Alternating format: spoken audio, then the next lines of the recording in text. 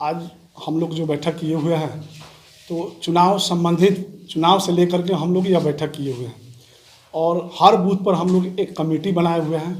5 लोगों का कमेटी है, तो उन लोगों को सक्रिय करना है कि चुनाव में हमको कैसे तैयारी करके चुनाव लड़ना है। और सबसे पहले तो हमारे पार्टी का जो विजन है माननीय राष्ट्रीय अध्यक्ष श्री चिराग पासवान जी का, तो बिहार फर्स्ट बिहारी फर्स्ट, बिहार को फर्स्ट बनाना है, बिहारी को फर्स्ट बनाना है, बिहार को उस दर्जे पे ले जाना है कि हमारे आज जो दूसरे प्रदेश में हमारे बिहारी को गाली दिया जाता है वह गाली न दे करके एक सम्मान मिले, बिहारी को सम्मान मिले, बिहार को सम्मान मिले, बिहार को बहुत अव्वल दर्जे पे ले जाना है। तो वह बात हमारे कार्यकर्ता को बताया गया। हर बूथ पे क्या समस्या है उस समस्या को हम लोग नोट कर रहे हैं। वह समस्या हम लोग अपने विजन में सम्मिलित करेंगे और जब हम यहाँ से जीतेंगे तो सबसे पहले उस समस्या का समाधान करेंगे। तो उसी संबंधित हम लोग बैठक किए हैं। सारे कार्यकर्ताओं को बताया गया है कि एक दूसरे को इसमें जोड़ा जाए। जोड़ने के पश्चात जितनी भी समस्याएं हैं उसको इंगित किया जाए। इंगित करके आप मुझे बताइए, मैं उसको नोट करूंगा और मैं अपने शीर्ष नेता के भी संज्ञान में दूंगा, क्योंकि वह पार्टी के मैनिफेस्टो में आता है। तो हम लोग कार्यकर्ता को सक्रिय करके चुनाव लड़ने के लिए बैठक किए हुए हैं। सर, एक क्वेश्चन है, जिस तरह से खबरें आ रही है कि एनडीए से लोजपा अलग होने वाला है, क्या एनडीए से लोजपा अलग होकर महागठबंधन में शामिल होगी? देखिए, गठबंधन के बारे में हम नहीं जवाब दे सकते हैं, क्योंकि इसके लिए हमारे राष्ट्रीय अध्यक्ष माननीय चिराग पासवान जी अधिकृत हैं और वही इस पर जवाब देंगे कि गठबंधन में क्या होगा क्या नहीं होगा। मैं पार्टी का एक सच्चा सिपाही हूँ। पार्टी का जो आदेश होगा मैं उसका पालन करूँगा। पार्टी के लिए काम करता हूँ, काम करूँगा। एक तरफ बिहार में कोरोना का कहर चल रहा है अंतिम रफ्तार पर, जहां 2000 से ज़्यादा एक दिन में पॉजिटिव आते हैं, और दूसरी तरफ बिहार में जो गंडक नदी है, सहायक गंडक नदी, बूढ़ी गंडक नदी, लगातार बिहार में बाढ़ का भी रफ्तार चल रहा है। इस वक्त में चुनाव कराना क्या सही होगा? देखिए, यह तो हमारे राष्ट्रीय अध्यक्ष माननीय चिराग पासवान जी ने इसका विरोध किया। आपको भी मालूम होगा कि चिराग जी ने कहा था कि इस समय चुनाव कराना उचित नहीं है, क्योंकि लाशों के ढेर पे चुनाव कराना संभव नहीं है। तो उनकी बातों को उन्होंने निर्वाचन आयोग में भी इसका आवेदन दिया था कि चुनाव को टाल दिया जाए, आगे बढ़ा दिया जाए। तो हमारी पार्टी इसमें सहमत है कि भाई चुनाव नहीं कराया जाए। चुनाव 2 महीना बाद भी हो सकता है, जब यह स्थिति सामान्य होगी। एक तो बाढ़ की स्थिति है, दूसरे में कोरोना महामारी है, तो इसमें चुनाव कराना बहुत कठिन कार्य है। लेकिन यह अधिकार निर्वाचन आयोग की है। निर्वाचन आयोग क्या करती है, जो निर्वाचन आयोग का आदेश होगा हम लोग को तो करना पड़ेगा। चुनाव लड़ना, अगर चुनाव होगा तो लड़ना पड़ेगा, काम तो करना ही पड़ेगा। ठीक है सर, हम पूछ सकते हैं। सर, फर्स्ट बिहार का रैली 10 अप्रैल को होने वाला था, कोरोना काल के चलते पोस्टपोन कर दिया गया। आगे इस रैली का मुख्य उद्देश्य क्या है और कैसे युवाओं को फर्स्ट बिहारी और फर्स्ट बिहार के अंतर्गत जोड़ा जा रहा है? देखिए, जो रैली होने वाली थी गांधी मैदान में बिहार फर्स्ट बिहारी फर्स्ट की, तो 14 अप्रैल की थी।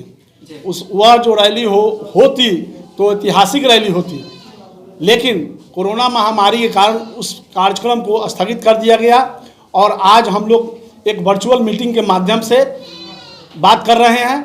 तो हमारा पार्टी का जो विजन है बिहार फर्स्ट बिहारी फर्स्ट, बिहार को कैसे ऊंचे दर्जे पे ले जाना है, यही पार्टी का मेरा मेन मोटो है। और हर बूथ पे, हर गांव में जो समस्या है उसको नोट करके अपने पार्टी के विजन में शामिल करना है और उस समस्या का समाधान करना है।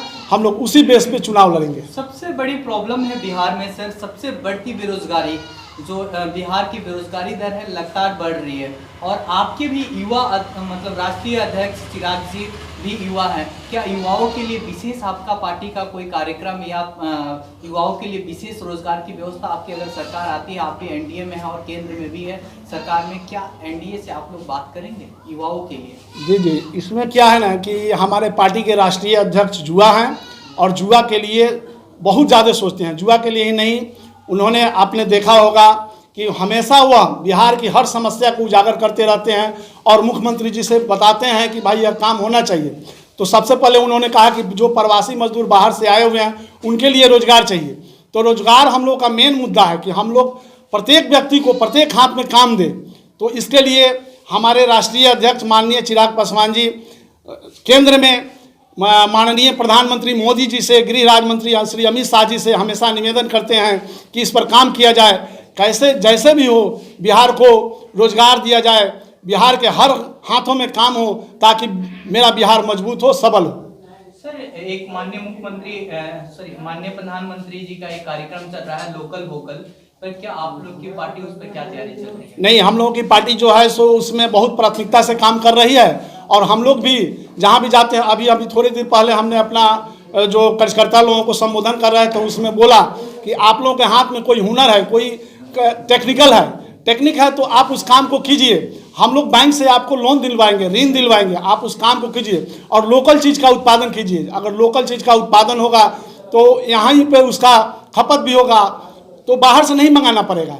हमारे देश का पैसा आज चीन में चला जाता है, जापान में चला जाता है, वह विदेश में न जा करके हमारे देश में रहे, हमारे राज्य में रहे, तो हमारा बिहार बहुत मजबूत होगा, हमारा देश मजबूत होगा।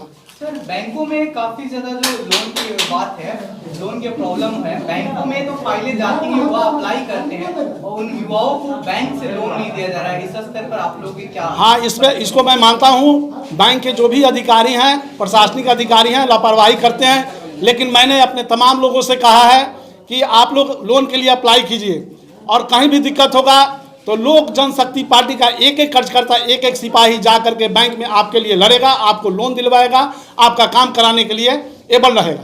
सर, अमनौर विधानसभा में आपके अगर मतलब आप प्रेजेंट टाइम में विधायक बनते हैं तो सबसे पहले प्राथमिकता आपका काम क्या होगा? सबसे पहली प्राथमिकता हमारी बेरोजगारी पे होगी। सबसे पहले हम हर हाथों में काम देने का प्रयास करेंगे और क्षेत्र में जो भी समस्याएं हैं उसका समाधान करेंगे।